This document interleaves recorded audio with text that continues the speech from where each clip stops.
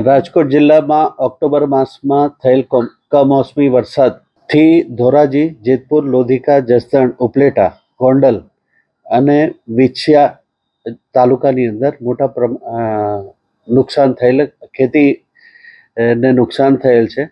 આ માટે 71 ટીમની રચના કરવામાં આવી છે.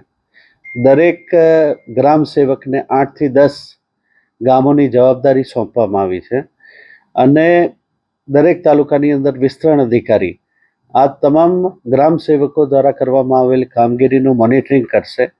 ગ્રામ સેવકે સ્થળ વિઝિટ કરવાની રહેશે અને કૃષિ પ્રગતિ એપ ઉપર જે સર્વે કર્યું છે એનો ડેટા અપલોડ કરવાનો રહેશે.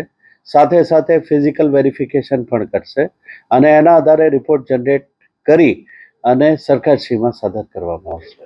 અંદાજિત 71 ટીમની રચના કરવામાં આવી છે અને એના કારણે 10 દિવસમાં આ કામગીરી પૂર્ણ થઈ જશે. દિવાળી પછી જ આપણે છેલ્લા 3 દિવસની અંદર ધોરાજીમાં 26 ટોટલ 3 દિવસમાં, જેતપુરમાં 23, લોધિકા 22, જસદણ 20, ઉપલેટા 18, ગોંડલ 16 અને વિછિયા 13 વરસાદ પડ્યો છે. એ અનુસંધાને પણ સર્વે કરવામાં આવશે. હજુ પણ ભારે વરસાદની આગાહી છે, એને લઈને કઈ તકેદારી દ્વારા? ભારે વરસાદના કારણે જે તમામ તાલુકાઓને એલર્ટ મોડ ઉપર મૂકવામાં આવ્યા છે અને જરૂરી આનુષંગિક તમામ તકેદારીના પગલાં લેવામાં આવ્યા છે.